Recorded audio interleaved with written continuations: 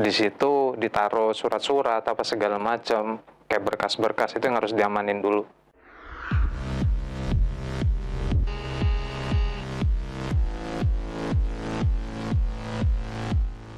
Halo Sobat Explore, kembali lagi nih bersama kami di channel Explore Media. Kita kali ini masuk ke program penanggulangan bencana. Di sini saya udah ditemenin oleh abang-abang nih, ya, dua abang-abang ganteng. Kali ini saya ditemani oleh Bang Fitro. Bang Fitro ini salah satu anggota skuad penanggulangan bencana DKI, sekaligus juga salah satu karyawan ya Bang, yang bekerja di BPBD DKI Jakarta. Pemantauan dan publikasi data bencana. Oke. Nah, satu lagi kita juga ditemenin bareng sama Bang Jali nih selaku Ketua Yayasan Strategi Arus Utama. Kali ini kita akan membahas tentang penanggulangan bencana itu bagaimana ya. Kalau kita bicara tentang penanggulangan bencana nih Bang nih, kan semua juga tetap dipengaruhi oleh kondisi alam. Kalau dulu Jakarta punya hajat besarnya banjir 5 tahun sekali, kalau sekarang kan nggak bisa nih, kita nggak bisa tebak kapan air itu datang. Jakarta nggak banjir, tapi di Bogor hujan, Jakarta kebanjiran juga gitu kan. Nah, kita mau sharing aja nih Bang, kira-kira bagaimana sih gitu persiapan atau apa kiat-kiat lah seenggaknya bagaimana cara kita nih sebagai orang DKI Jakarta gitu dalam persiapan siaga bencana banjir gitu Bang. Bisa langsung dari Bang Fitro dulu. Ya, terima kasih. Mungkin kiatnya sih pada dasarnya kalau dari awal perihal mengenai mitigasi bencana. Jadi penanaman terus pengurangan resiko dari terutama yang tinggal di hulu sungai ya, semaksimal mungkin itu tetap harus dijaga dan jangan lagi menambah bangunan-bangunan baru. Terus yaitu salah satu penyebabnya bangunan-bangunan baru yang di luar yang ada di bantaran sungai. Nah, terus kedua tetap jaga yang namanya kebersihan. Selama ini ya mohon maaf, hampir semua kalau dibilang kalau pasca hujan pertama turun itu plus sampah sampai ke Jakarta, pohon segelondong-gelondongan, berikut akar-akarnya utuh sampai Bener disapu pokoknya dari hulu ke hilir sebersih-bersihnya. Nah, tinggal teman-teman dari dinas kebersihan yang agak sedikit kewalahan dan teman-teman dari dinas sumber daya air, yaitu mereka yang cukup berjibaku melawan kondisi kayak gitu. Teman-teman DLH ya atau dinas kebersihan coba mengatasi sampah supaya flow air bisa sampai ke hilir biar tidak tersumbat. Ya, sementara yang teman-teman SDA kita sudah mempersiapkan di beberapa titik cekungan atau yang rendah, di situ biasa sudah ada pompa. Dan kalau tidak bisa terbackup, ada pompa mobile juga dari per wilayah. Misalnya Sudin Selatan, Timur, Utara akan turun ke situ.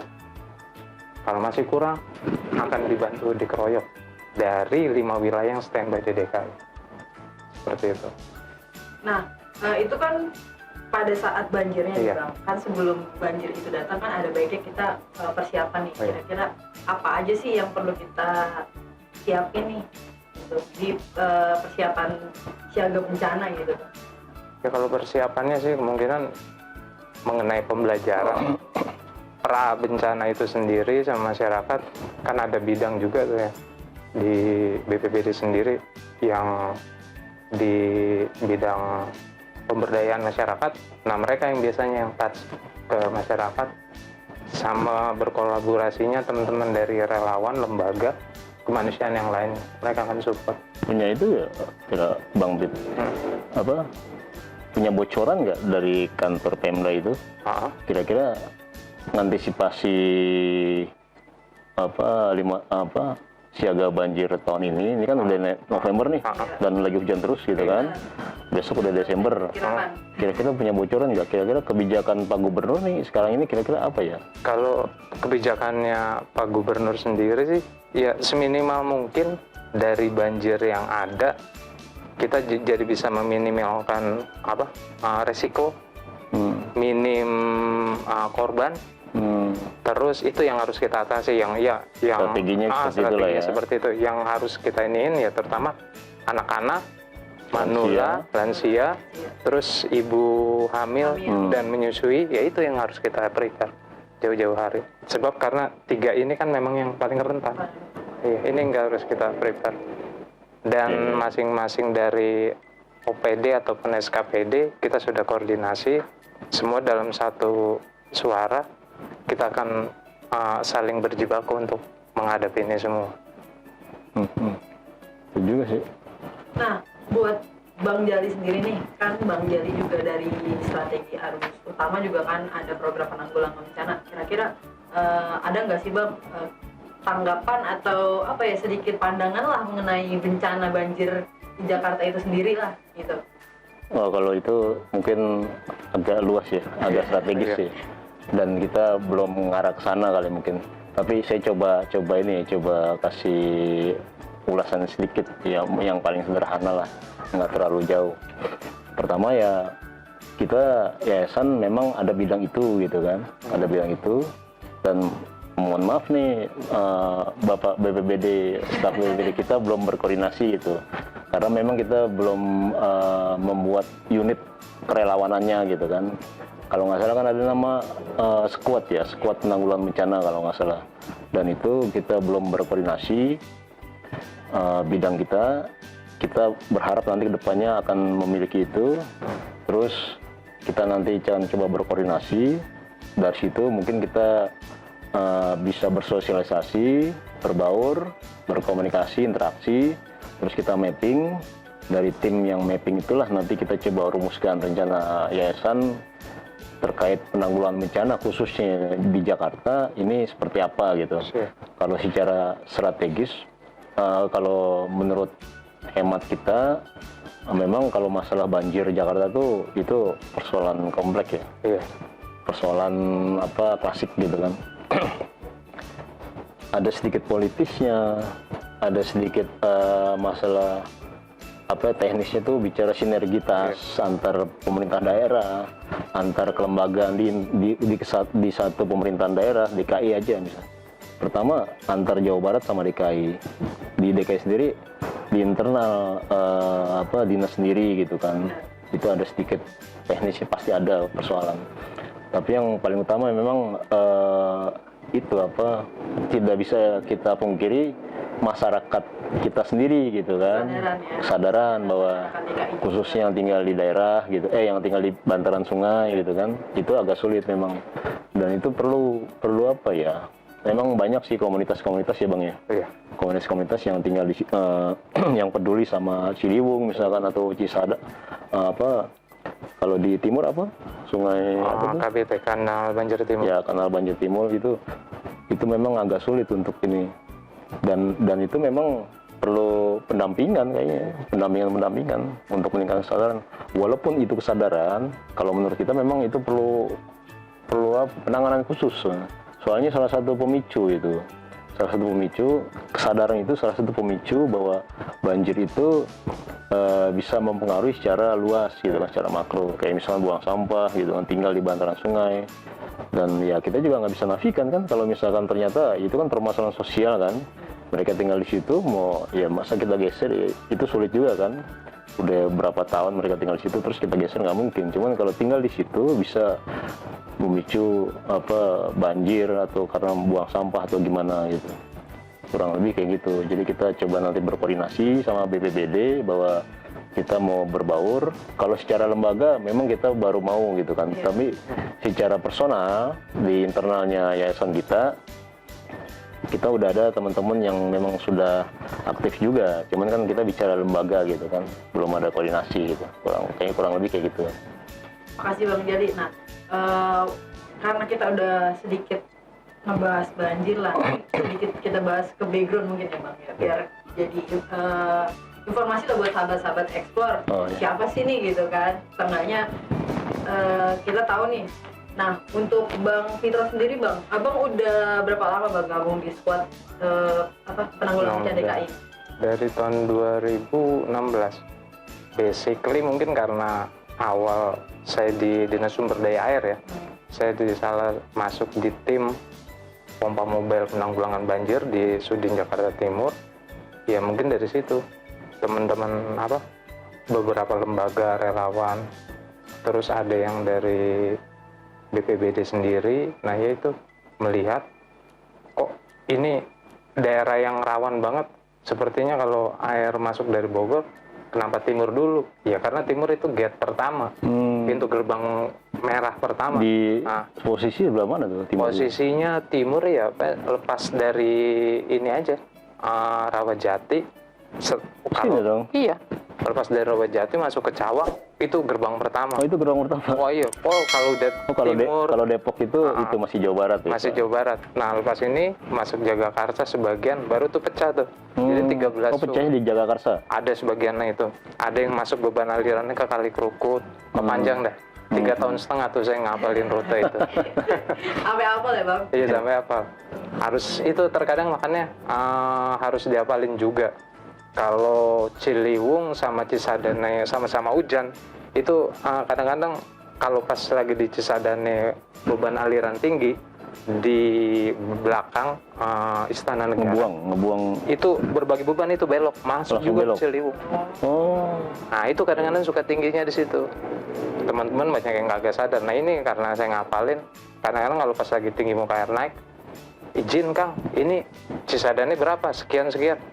Waduh, pasti belok ini. itu teman-teman dari Dinas Sumber Daya Air Provinsi DKI sudah tahu dan udah paham. Tapi dia jarang terlihat deh pas Jarang situasi. terlihat, Maksudnya iya. bukan jarang terlihat, jarang terekspos ya. Iya. Iya. Ya kan karena Ternyata soalnya mereka ternyata vital ya. iya, vital. Strategis ya. Strategis.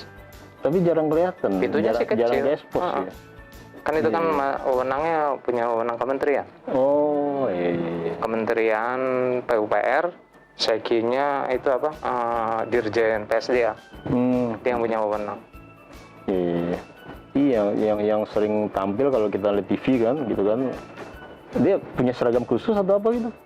Ada seragamnya sama sih. Soalnya yang sering kita lihat kalau TV kan oranye gitu kan. Iya. Dengan oren lah ya. Identik Kalau oranye. Kalau SDA itu PSDA-nya tetap biru. oh biru. Sumber daya biru. Oh. Tapi padahal strategis dia posisinya karena yang ngatur aliran sungai, Arah iya. aliran air itu mau belok mana-mana. Oh iya, karena cabang-cabang dari Ciliwung, Cisadane itu cabangnya banyak. banyak. Dan yang tahu itu mereka. Yang tahu mereka. Dan yang tahu titik yang benar-benar paham, orangnya bisa kehitung sama jari. Oh. Iya, kebanyakan ya sekarang senior-senior semua yang di DSD yang sekarang banyak yang udah pada pensiun. Iya. Iya. Berarti ketika Ciliwung bergerak, Iya. itu ada beberapa pintu air Iya. dan ada beberapa cabang. Iya. Dan yang memahami alur itu orang-orang dinas SDA. Iya, SDA Sumber daya dan air. Kementerian PUPR, Kementerian PUPR. dari Dirjen PSDA-nya. Nah, makanya kita harus koordinasi. Sebab kan aliran Cisadane kan masuk dari Gunung Salak, Gunung Gede Pangrango. Tuh. Iya. Iya. Nah, sisanya baru nih. Ciliwung sebelah kanan itu dari Megabendung dan sebagian dari Bogor yang sisi timur kalau nggak salah. Nah, itu nanti makin ke bawah nanti pecah lagi masuk ke Bekasi belok kanan. Oh iya, itu apa? Cilengsi, Matalungga. Sungai apa yang masuk ke situ? Pecahan dari Ciliwung. Iya. Itu makanya nggak mudah juga. Nah, nyiasat ini paling dengan komunikasi. Ya itu aja. Pas air tinggi, kita udah mulai berhitung. Berhitung waktu. Nah, ini situasi kayak gini nih. Situasi yang udah mau akhir November, udah mau masuk Desember. Wacana siaga banjir itu udah ada di Sudah lingkungan? ada. Insya Allah semua sama, kita sudah sinergikan semua lembaga kemanusiaan yang ada di Jakarta maupun yang di tingkat nasional yang nge-base-nya di Jakarta. Nah, skuad penanggulangan bencana ini sendiri ini sebagai payungnya teman-teman biar bergerak bareng, terus nanti si trap laporan bisa kita baca semua bareng-bareng juga. Tapi tetap mereka dalam artian berangkat dari lembaganya masing-masing. Tapi untuk pelaporan mereka jadi satu ke situ. Ini dari lembaga misalnya kayak Basnas, terus kayak Sabawana ataupun yang lain. Nah, mereka sama-sama laporan, terus ada HI, Women Inisiatif atau dulu PKPU, sama-sama bergerak. Dia bergerak di jalur koordinasi. Iya. Jadi ada jalur koordinasi buat mereka bergerak. Dan Squad penanggulangan bencana Dan sendiri itu Indonesia. hanya sebatas Iya. wadah aja. Wadah aja. Jadi kira-kira udah siap lah ya. Insya Allah siap. Karena harus tahu siap justru Iya. karena hujan sendiri aja Iya. kita tahu. Dan Udah nggak bisa diprediksi ya kapan hujan datang. prediksinya dari BMKG Januari di dasar yang ketiga. Situ udah mulai puncak yang agak lumayan. Artinya apa dasar yang ketiga itu? Jadi perhitungan dasarian ketiga itu 10 hari ketiga. 10 hari ketiga Iya, di Januari. iya di Januari. Berarti akhir bulan itu? Iya. Akhir Januari. Iya, akhir Januari. Akhir Januari intensitas akan tinggi. Bukannya justru ini bang, apa pergantian tahun itu tuh lagi curah-curahnya. Kayak kemarin, tahun kemarin kan Kayak kemarin kan benar-benar tahun baru ya. akhir Pas Desember sampai dengan awal Iya. Awal Januari kan, ya. hujannya. Iya, siklusnya sih memang ada, Tapi sekarang kayaknya agak berubah gitu. agak berubah. menurut BMKG. Dan ini pun juga akan selalu diupdate juga sih sama dari teman-teman BMKG. Dan itu kita kan selalu nge-link juga kan kalau yang di BPBD sendiri ada info update-nya apa segala macam ya, kita kalaupun itu akan ada kejadian 3 hari ke depan, kita akan publikasikan tadi data itu ke kelurahan, ke kecamatan, terus sama SKPD yang terkait, semuanya yang di DKI. Yang penting kita udah kasih early warning dulu. Tapi emang bagus sih kalau kita bicara, karena ini kan udah bencana yang rutin lah ya. Lah iya. Udah ada musimnya gitu. Tapi sih alhamdulillahnya kalau kita lihat di kondisi di lapangannya nih bang nih, punya pengalaman nih teman, dia anak asli pinggiran Kali Ciliwung. Mereka benar-benar udah terkoordinasi dengan bagus. Udah punya SOP-nya lah. Bener. Di Bogor hujan itu udah ada Iya. himbauan, bahkan ketua RT RW-nya tuh udah punya grup sendiri mungkin kalau Oh, iya. udah ada Oh, iya. jadi udah nggak kayak dulu ya. Oh Nah, iya. sekarang air mau datang semua udah prepare, udah siap lah. Persis tinggal di pinggiran Ciliwung. Pinggiran Kali Ciliwung, dan mereka tuh kalau misalnya air datang ya tinggal atapnya doang gitu. Dan juga kan di sistem DWS-nya yang ada punya BPBD apa pemberitahuan DWS itu apa? Disaster Early Warning System Oh, yang ada pengeras suaranya itu. Oh iya. Ya kan kita kan acuannya dari Dinas Sumber Daya Air. Kalau air parameter sekian, nah kita harus buru-buru kasih tahu ke sejajar alur sungai yang terdampak. Misalnya dari Katulampa, terus dari Katulampa ke bawah tuh ke Depok apa segala macam, Pasar Minggu, kelurahan mana-mana aja, sampai ke Kramat Jati, Pasar Rebo, udah tuh kita infoin. Air sampai Depok kita informasikan ulang lagi. Nah air Depok lewat kita informasiin lagi nih sampai ke bawahnya nih, Rawat Jati apa segala macam, Cawang. Jadi mereka tetap diulang, di reminderin lagi. Dan juga kita koordinasi sama lurah sama camat, Pak persiapan yang mau lewat ini. Udah, iya siap. Ini ngomong-ngomong baru pulang kantor ya? Iya baru pulang. Bablas, mampir. Ya. Oke nih bang, buat informasi nih ke sobat-sobat Explore nih bang, kira-kira ada nggak bang informasi lah mengenai persiapan banjir ini gitu, dari Bang Fitra dulu deh. Iya, mungkin kalau informasinya mungkin disiapkan mungkin ya tas untuk kayak buat packing kecil, tas siaga bencana ya minimal ransel lah atau backpack. Di situ ditaruh surat-surat apa segala macam, kayak berkas-berkas itu yang harus diamanin dulu. Terus ada beberapa perlengkapan sabun apa segala macam, taruh di situ semua dan taruh di tempat yang paling gampang dijangkau. Jadi pas kondisi banjir, tas itu langsung diangkat. Nah terus kedua, yaitu saklar listrik apa segala macam matikan semuanya biar tenang, cari lokasi yang lebih tinggi dan berkumpul di tempat yang sudah ditentukan oleh pengurus lingkungan dan satu koordinasi untuk menerima informasi lanjutan. Jadi biar geraknya sama-sama. Ini itu aja cukup.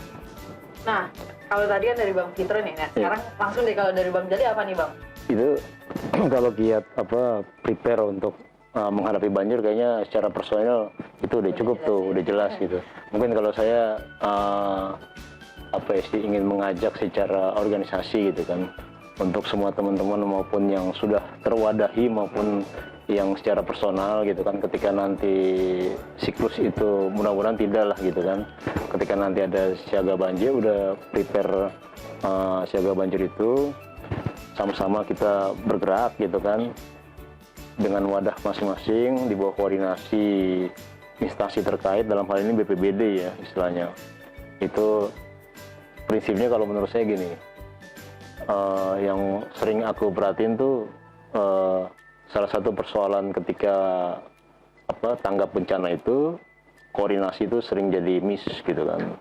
Nah, saya cuma ingin mengajak organisasi-organisasi gitu kan, maupun relawan yang belum terwadahi ketika nanti mau terjun, kita saling berkoordinasi gitu kan. Dalam hal ini adalah BPBD, biar jelas alur pergerakan penanggulangan bencananya.